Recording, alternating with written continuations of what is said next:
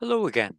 This is James Byrne, and in this episode of the podcast, I'm going to share with you another strong testimony and witness to Joseph Smith's um, monogamy, that he was not in any way involved in polygamy.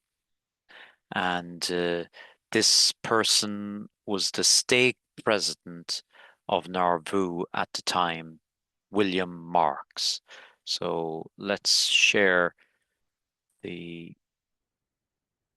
witness, his witness, and one which we'll go into, which William Marks speaks to him, in which Joseph Smith said, "This doctrine of polygamy, or spiritual wife system, which has been taught and practiced amongst us, will prove our destruction or overthrow. I have been deceived in reference to its practice." Now, some people may derive from that Joseph Smith was practicing it and he was deceived to it. It's more, let's give Joseph Smith the benefit of the doubt in saying that Joseph Smith had a lot of faith and trust in a lot of leaders, and he was deceived about their practicing these forbidden principles of spiritually wifery, as they called it. We'll look at the Zion's Harbinger and Bamy's Organ. So this was written in 1853. We'll also reference the Saints Herald, volume 50, 1903, where William Marks says, "I had more confidence in Joseph at that time than I ever had in all my life before, and was satisfied that he was pure from that gross crime of polygamy." So now here is the reference. I point you to a historical document, July of 1853, a periodical Zion's Harbinger's Bellamy Organ, which is reiterated in the True Latter-day Saints Herald in October 1859. So William Mark says, just before his death, the death of Joseph Smith, I had a long talk with him. I had been feeling badly about the rumors that had been circulating about polygamy and those old stories started by John C. Bennett concerning spiritual wifery, and I was fearful that Joseph was mixed up with them in some way.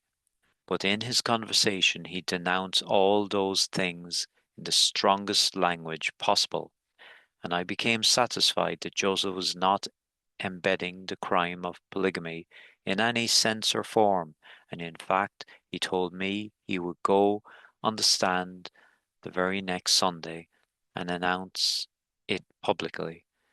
Also advised me to look up the matter in the most thorough manner, and if I found anyone in the church teaching spiritual wifery or any form of polygamy, to bring charges against them, and he would help me prosecute them until the church was cleansed of all such characters.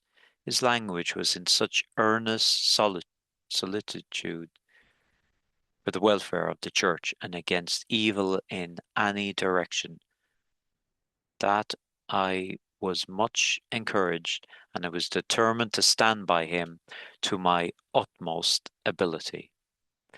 That was an interview between Joseph and William Marks. Very clear.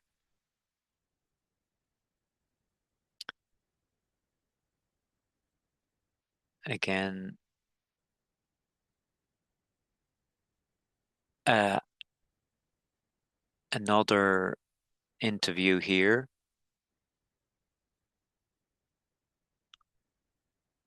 I said to him, did you, when you had that conversation with Brother Joseph, think that he had been in any way mixed up in polygamy or had favored it?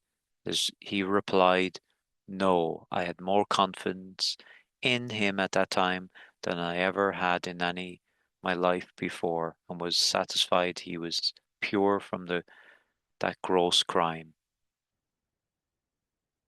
I had been troubled over the condition of the church for some time, and had been fearful Joseph did not bring the pressure against some men in the church that he should have done. But I thought he had been deceived in some of the men and elders of the church, and had too much confidence in some of them. Now there's the two references I speak about from Zion's Harbinger and Bellamy's Organ, and from latterdaytruth.org. We have an interview that Edmund Briggs interviewed William Marks in this latterdaytruth.org. And we'll give this: every public utterance and printed statement of Joseph and Hiram, his brother, before their cruel martyrdom tests the fact that they never favored it in the least degree. I have met thousands of the old members of the church who were well acquainted with Joseph, and yet I never saw a man who heard Joseph teach polygamy, but they said that they had heard him denounced it as a corrupt doctrine. In the times and seasons for 2 years he had been warned against that abomination by Joseph and Hiram Smith, and they took great pains to denounce it as a corrupt and wicked practice. And it is evident from Elder Mark's letter in this same Herald that Joseph never had any affiliation with it, and proposed immediately to make a thorough investigation and find out who were in any way favoring it, and cut them off from the church. Brother Mark said that this to me personally, referring to this talk with President Smith upon this conversation set out in this Herald. He has not given it in full as he did to me. I said to him, did you, when you had that conversation with Brother Joseph, think he had been in any way mixed up in the polygamy or favoured it? He replied, no, I had more confidence in him at that time than I ever had in all my life before, and was satisfied that he was pure from that gross crime. I had been troubled over the condition of the church for some time, and had been fearful Joseph did not bring the pressure against some of the men in the church that he should have done. You see, from John C. Bennett's time, there had been so many rumors going the rounds. I was fearful that there might have been something in the stories afloat that might implicate Joseph, but Joseph was so free and positive in his denunciation of polygamy in every form that it took courage, and I could see Joseph was in earnest and felt just as I did about it. But before the Sunday following our conversation, Joseph was having his suit. That's a court case, or the case down in Cartridge, and he was killed before he had a chance to commence his investigation against those whom he had suspicioned of teaching it privily. But I thought he had been deceived in some of the men and elders of the church, and had so much confidence in some of them. But I guess it was to be so, to fulfill the scriptures in relation to the latter day apostasy. I then said, Brother Marx, did you ever see the revelation on polygamy before it was published in 1852 by Mr. Pratt? Marx emphatically replied, "No, never. You were president of the stake at Naurvoo, and if Joseph had such a revelation, would not you have been privileged, according to custom, to have seen it or heard of it?" He replied, "Yes, without a doubt." There was no such revelation in existence before, or I mean, during Joseph's life. Brigham Young and his clique got that up after Joseph's death, for if there had been such revelation in existence when I lived in Naurvoo just after Joseph's death, Brigham Young would have showed it to me when I opposed his measures, but he never pretended to any such thing to me that there was such a revelation on the subject from Joseph. Isn't that worth noting? Um, Brigham Young had nothing to show or say to the stake President William Marks about polygamy because it didn't exist in Joseph's day. Edmund, right, so Edmund Briggs asks Brother Marks, "Do you know anything about the revelation published in the Seer by Orson Pratt?" Brother Mark said, "I never saw such a thing until I saw it in Pratt's paper, nor did I hear it during Pratt's life. It was evidently got up by Brigham Young and the 12 after Joseph's death." He said Joseph had been deceived in some men who had been hovering around him, and he had not been aware of their real character until just before his death. In fact, since then, I had been led to believe it had been hidden from Joseph just before his death. So that's, as I say, that there, January 1860, the true Latter-day Saints, um, where the publication, uh, where William Marks clearly makes the case that Joseph Smith was not involved and wanted to clear it out of the church, to stamp it out. And that's the task that he had given the stake president, William Marks, to go and find out and cleanse the church of the curse of the polygamy.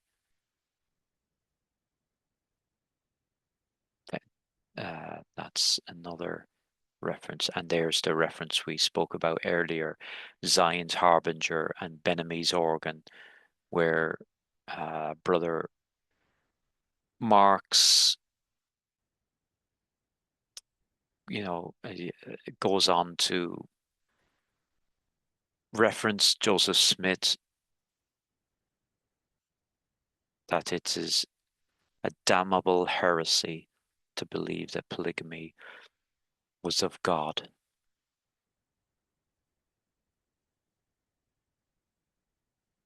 And as I say, latterdaystruth.org, and that's the PDF there for it.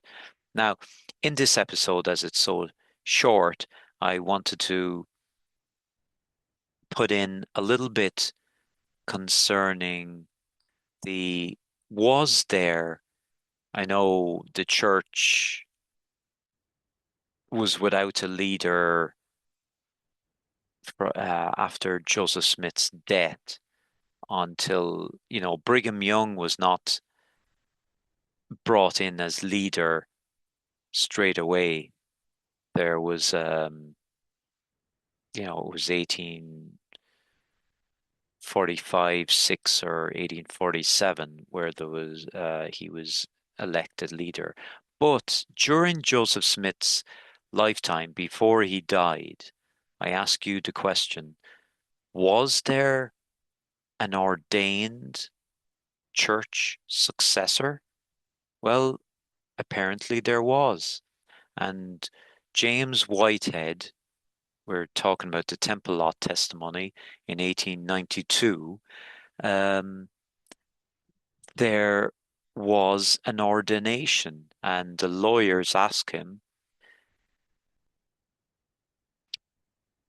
what, if anything, was done with reference to an ordination? And the answer, that was Joseph Smith III, Joseph the prophet's son, was ordained and anointed at the meeting. Hiram Smith the patriarch was anointed him. Joseph his father blessed him and ordained him, poured oil on his head, ordained to be his father's successor in the office, holding all the blessings and powers that his father held. Who was present at the time of ordination? Answer, I can't say who all were present. There was a good many there. Question by the lawyer, well, name as many as you can remember that were present at this ordination. Answer, well, John Taylor was present, Willard Richards was present. There was 2 of the 12. Ebenezer Robinson was present. George J. Adams was present. Adelphus Cutler was present. Reynolds Cahoon was present, and I can't tell them all anyhow, but I was there too. Question, these were the ones that you recollect were present at the time, or that selection and ordination? Answer, yes, sir, and I was there too.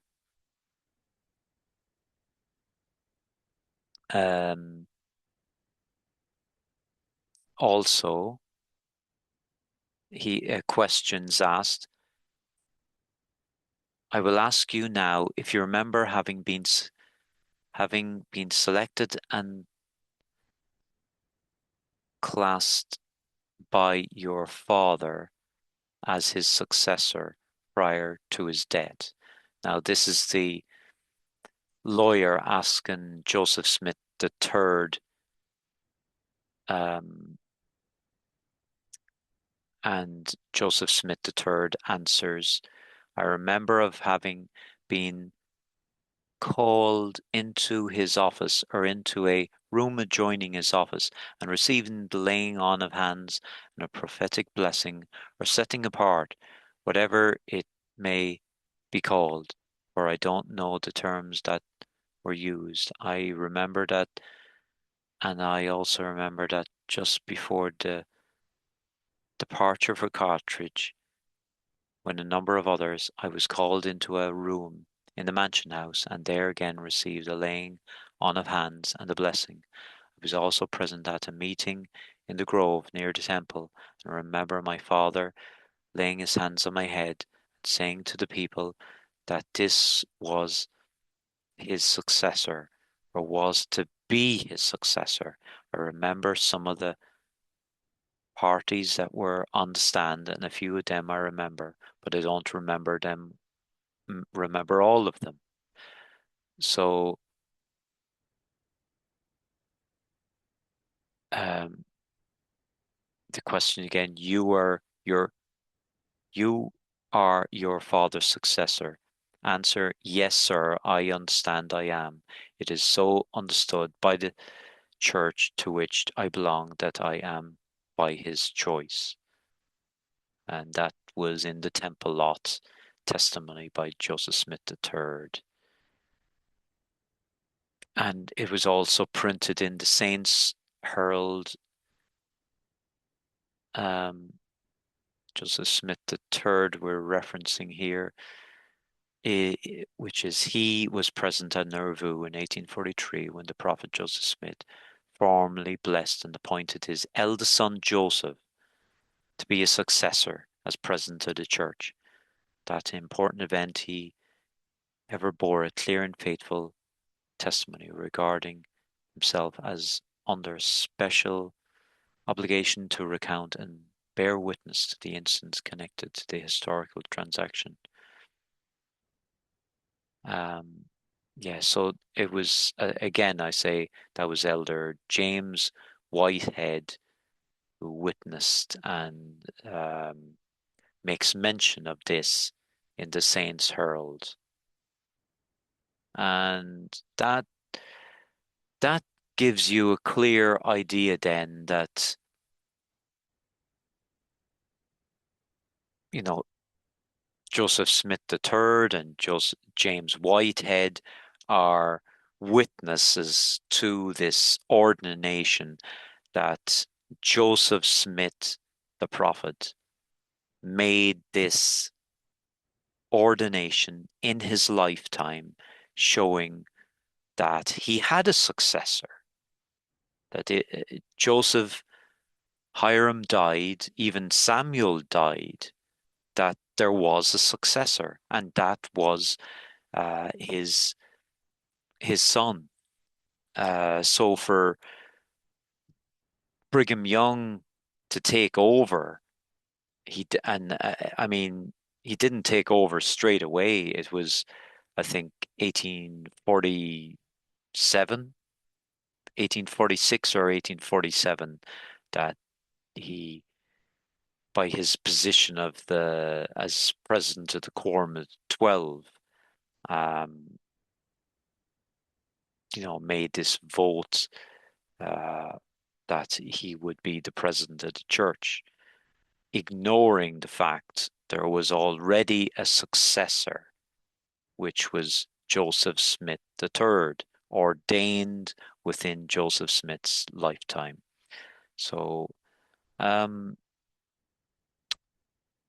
that's it for today, and we shall go into further episodes in coming week or so. So bye for now, and thank you for listening.